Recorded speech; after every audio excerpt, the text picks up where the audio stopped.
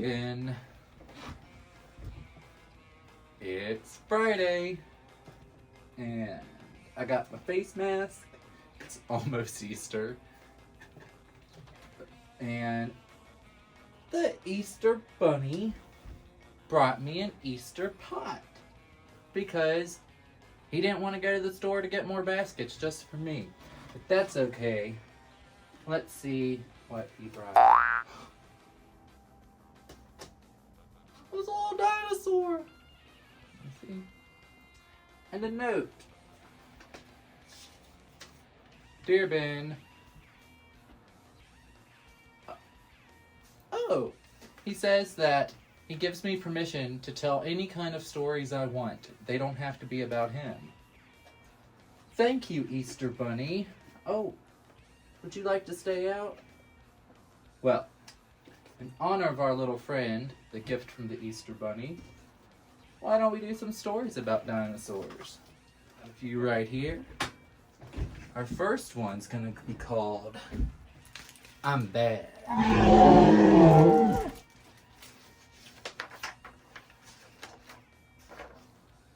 Are you bad? I'm really bad. Scare the tails off all the other dinosaurs bad. Got rip 'em off claws? Got bite 'em up fangs? Bad breath? Yeah. Got a swivel neck for watching my back.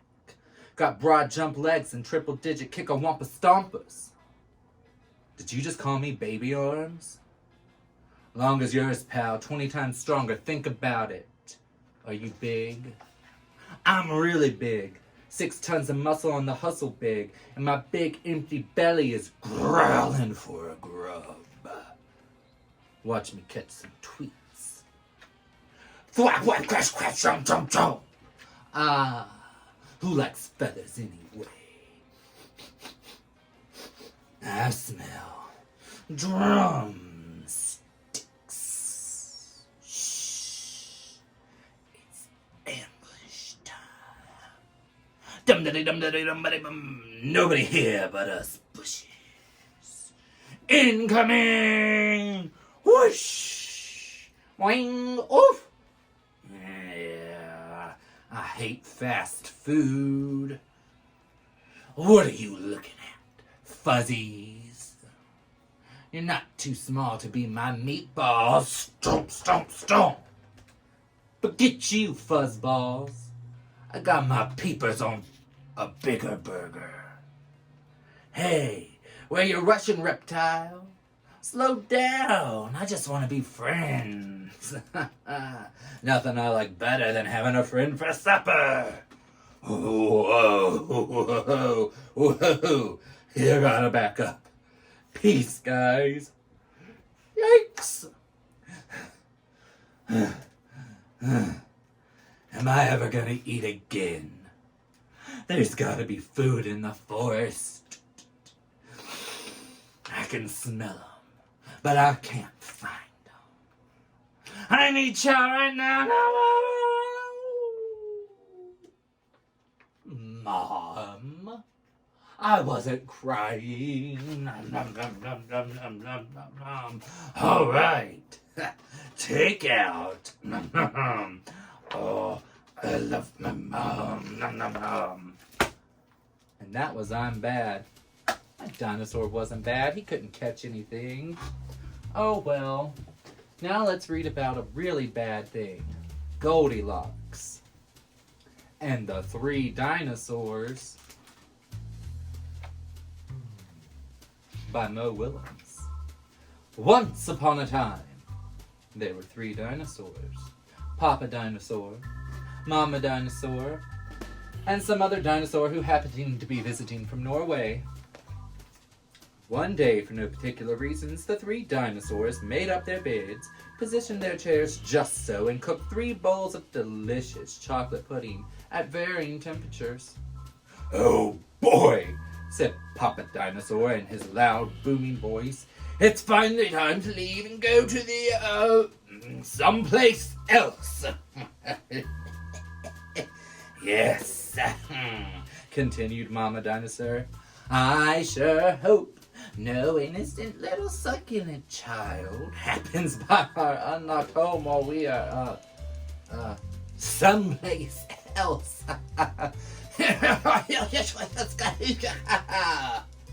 Then, the other dinosaur made a loud noise that sounded like a big evil laugh, but was probably just a polite Norwegian expression. The three dinosaurs went someplace else, and they were definitely not hiding in the woods, waiting for an unsuspecting kid to come by. Sure enough, 5 minutes later, a poorly supervised little girl named Goldilocks came traipsing along. Just then, the forest boomed with what could have been a dinosaur yelling, "Gotcha!" But I'm pretty sure it was just the wind. The loud noise was immediately followed by another loud noise that sounded kind of like, "Be patient, Papa Dinosaur. The trap is not yet sprung." But that could have been a falling rock or a squirrel. Either way, Goldilocks was not the type of little girl who listened to anyone or anything. For example, Goldilocks never listened to warnings about the dangers of barging into strange, enormous houses.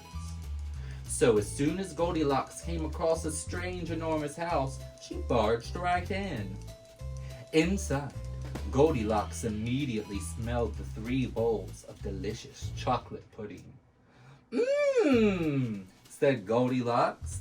"That chocolate pudding smells delicious. If I only could get all the way up to the top of that counter." Then, Goldilocks noticed a very tall ladder that just happened to be there and certainly wasn't left on purpose. Goldilocks climbed up the ladder and found herself face to face with 3 gigantic bowls of chocolate pudding. The first bowl of chocolate pudding was too hot, but Goldilocks ate it all anyway because, hey, it's chocolate pudding, right? The second bowl of chocolate pudding was too cold, but who cares about temperature when you got a big bowl of chocolate pudding? Not her. The third bowl of chocolate pudding was just right, but Goldilocks was on such a roll now she hardly noticed. Soon, Goldilocks was stuffed like one of the delicious chocolate-filled little girl pom-poms, which, by the way, are totally not the favorite things in the whole world for hungry dinosaurs.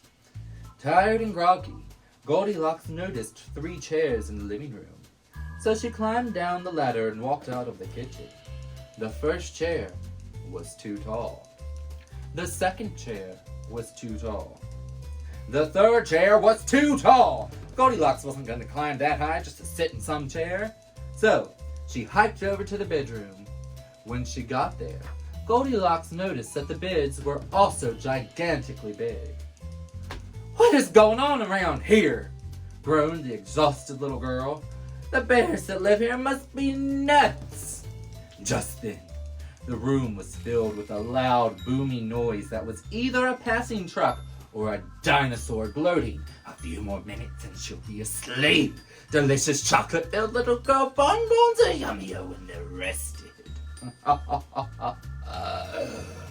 Even a little girl who never listens to anyone or anything had to hear that. Goldilocks took a minute to stop and think, which was longer than she was used to stopping and thinking. "Hey," she told herself, "this isn't some bear's house. This is some dinosaur's house." Say what you like about Goldilocks, but she was no fool. As quickly as she could, she ran to the back door and got out of there. Just then, a loud plane flew by, which sounded pretty much like a trio of dinosaurs yelling, "Now!" or "Charge!" or the Norwegian expression for "Chewy bonbon time!" Suddenly and completely coincidentally, the 3 dinosaurs rushed through the front door. But they were too late. Goldilocks was gone, and all that was left in the house were 3 disappointed dinosaurs. The end. And the moral is, if you ever find yourself in the wrong story, leave. That's very good advice. Our last story is, there's a dinosaur on the 13th floor. "Welcome to the Shamrock Hotel," said the bellhop. "You must be Mr. Snore. Let me show you to your room. The sooner the better, said Mr. Snore. I am very, sleepy. Here you are, said the bellhop. Room 104. Sweet dreams, Mr. Snore. Mr. Snore thanked the bellhop, got ready for bed, crawled under the covers, and switched off the light. But as he was about to lay his head upon the pillow, he heard a squeaking sound. Hello, front desk. This is Mr. Snore in room 104. Somebody is sleeping on my pillow. Squeak. Yes, that would be the mouse, said the bellhop. I believe he has had a very long day. So have I, grumbled Mr. Snore, and I do not wish to share a room with a mouse. So the bellhop led Mr. Snore to a room on the second floor. Sleep tight, Mr. Snore. Mr. Snore crawled into bed and switched off the light. But just as he was falling asleep, he felt a rush of cold air. Mr. Snore called the front desk again. Someone is hogging all my covers. Yes, that would be the pig, said the bellhop. Shall I bring you another blanket? No! Mr. Snore fumed. I want another room. So the bellhop took Mr. Snore to the third floor, where there were no pigs or mice to be found. Mr. Snore kicked off his slippers, crawled into bed, and was just about to close his eyes when drip, drip, drip. Sorry about the leaky ceiling, said the bellhop, as Mr. Snore marched past the ocean view on the fourth floor. This time, declared Mr. Snore, I'll find my own room. He found one on the fifth floor. I don't think you will like this room, whispered the bellhop. Unless, of course, you're fond of spiders, cried Mr. Snore. Quick, said the bellhop, to the elevator. How do you feel about bees? Asked the bellhop. The same way I feel about spiders, said Mr. Snore. Please skip the sixth floor. The seventh floor was too hot. The eighth floor was too cold. And the ninth floor was just... Giraffes! Cried Mr. Snore. The bellhop smiled. Would you care to guess what's on the 10th floor? On the 10th floor, they found hamsters.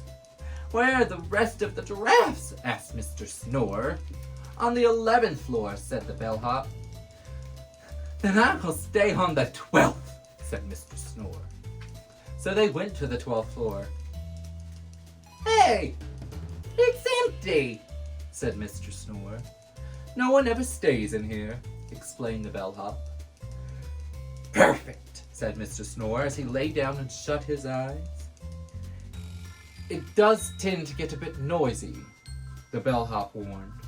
But Mr. Snore was already fast asleep. Stomp, stomp, stomp. Mr. Snore rang the front desk. I cannot sleep with all the noise. I'm going to find a room on the 13th floor. Oh dear, no, said the bellhop. Oh, on the 13th floor there is a click.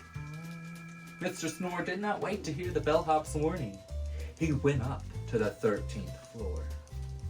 There were no mice, no pigs, no penguins, no snakes, no spiders, no dolphins, no bees, no giraffes, not even a hint of a hamster. Nothing but a giant room with a giant bed and a giant pillow. I do so hope Mr. Snore will be all right, said the bellhop. Ring! Went the phone at the front desk of the Sharemore Hotel. Hello, this is the Dinosaur on the 13th floor, and someone is sleeping on my pillow.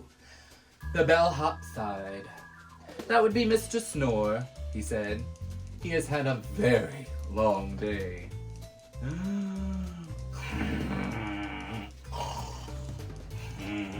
Well, that was a very nice dinosaur to give up his room for Mr. Snore. It was a little pushy. Well, I miss you. hope everyone's doing all right. Wear your mask if you go out. Wash your hands. And I will see you. I have the book of answers. Will I see everybody real soon? It's all you got. That's right. You're all I got. I miss you all. See you next time. Have a good Easter.